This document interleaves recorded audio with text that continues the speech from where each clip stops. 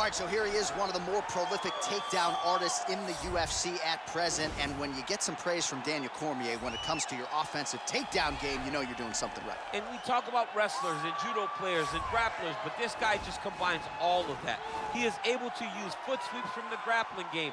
He is able to use throws from judo, and he's able to use wrestling from the wrestling game to take people down. He has an array of takedowns at his disposal, and he uses every single one of them. From the speed of the level change to the timing to the knowledge of where to go next when the guy starts to defend, he's truly, truly something special. I don't think he could take you down, but tonight he doesn't have to. So in this matchup, prevailing wisdom is he'll be able to get this fight to the canvas. All right, so here he is, the Nigerian Nightmare, and you can also now call him the UFC welterweight champion. He had to go 10-0 in the UFC to finally realize that UFC belt, beat Tyron Woodley, and establish himself as the standard at 170 pounds. And he never lost track of what was out in front of him. Even though he had to win 10 fights, Kamaru Usman understood that he would do whatever it took to become UFC champion.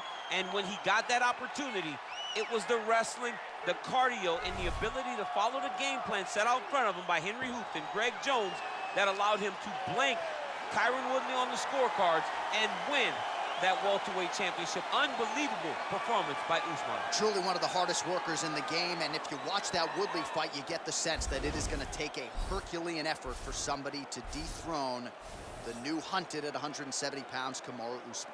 Our tale of the tape for this highly anticipated welterweight fight. More than 5 years apart, with similar height and reach. All right, here now the veteran voice of the Octagon. Ladies and gentlemen, this fight is 3 rounds in the UFC welterweight division. Introducing first, fighting out of the blue corner, a mixed martial artist holding professional record of 12 wins, no losses. He stands 6 feet 2 inches tall, weighing in at 170 pounds. Fighting out of Stockholm, Sweden, Khamzat Chimaev.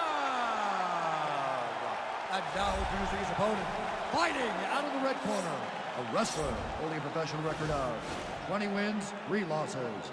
He stands 6 feet tall, weighing in at 170 pounds. Fighting out of Boca Raton, Florida, Kamaru, the Nigerian Nightmare Usman. And when the action begins, our referee in charge, Herb Dean. Herb Dean, our referee for this one. Ready.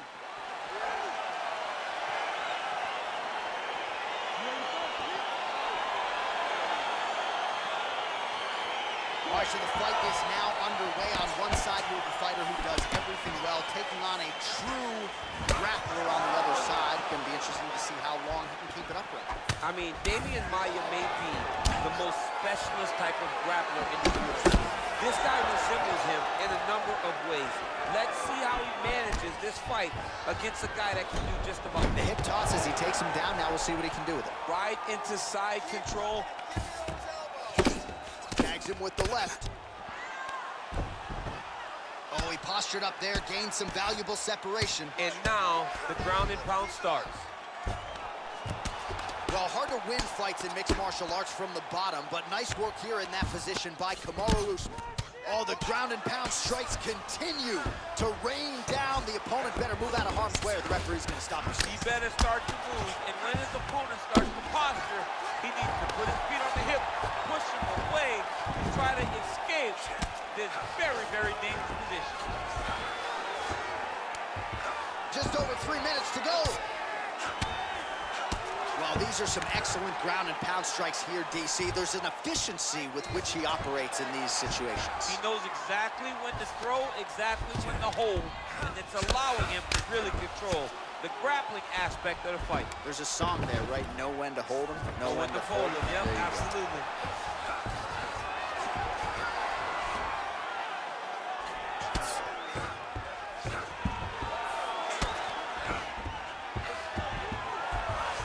So he's sort of turtled up here, not great body language. Perhaps he's trying to bait him in a little bit. Looks like he's got a couple hooks in here, DC, and defensively, you better be careful. All right, side control now, DC. You know he's in his element on the ground. A lot of tricks up his sleeve. A lot of tricks. Pretty good work with the strikes here off of his back by Usman. Well, there are few things more fun to watch in mixed martial arts than these type of transitions and scrambles on the ground. High-level grappling can really be entertaining. He needs to try to get to a half guard at least. At minimum, try to go to half guard. Oh, lands with the ground and pound strike. Under a minute now to go.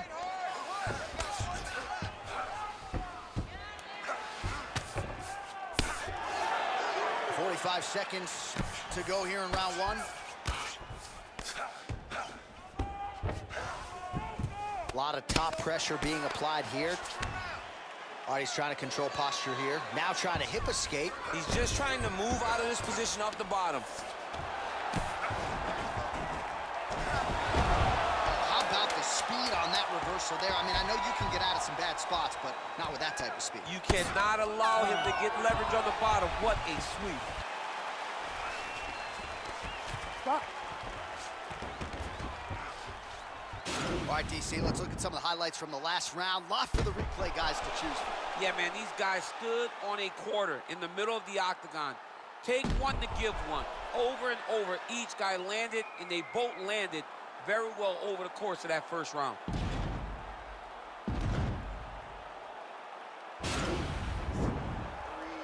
Relax. You're fine. We expected a bloody fight. We knew this was going to happen. We expected that more. Refocus. Ready to fight? Ready. Good. Oh, and he connects with a punch there, DC. You like this guy. I like this guy a ton, and to watch his punch, I just put a smile on my face. Huge shot finds the target there. Great shot lands. Now he's got to go find that follow-up attempt. The kill shot is what they call it, to go and end the fight. Nice hammer fist. All right, so you got to be careful playing on the ground with this guy. You don't want to mess around for too long. Strong bottom work here, staying busy. Oh, he's got the ground and pound going now. He's putting him in exactly the positions he needs to be in right now. He's able to relax here. And he understands, being a veteran of so many fights, that as long as he's on top, he's winning. He feels like he's winning here. Now he'll try to start attacking a rear naked choke from the top position. He is doing a really good job of relaxing, not panicking because he's getting choked.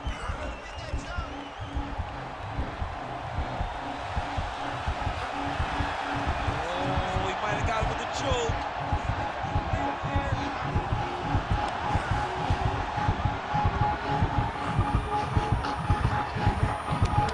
There is the tap. So he submits courtesy of the rear naked choke. That guy's got a squeeze on him. He does a great job securing the position, getting under the neck, and then hiding his hands in order to get the finish. Fantastic performance by this fighter. Oh! Woo! Oh, my goodness, what a fight. Well, yeah, so the work in the gym pays off here tonight as he gets the win by submission. Gorgeous setup on the choke, and I think even better execution down the stretch. Clearly, it was sunk in deep. His opponent had no choice but to tap or take a nap. In this case, he chose to tap out.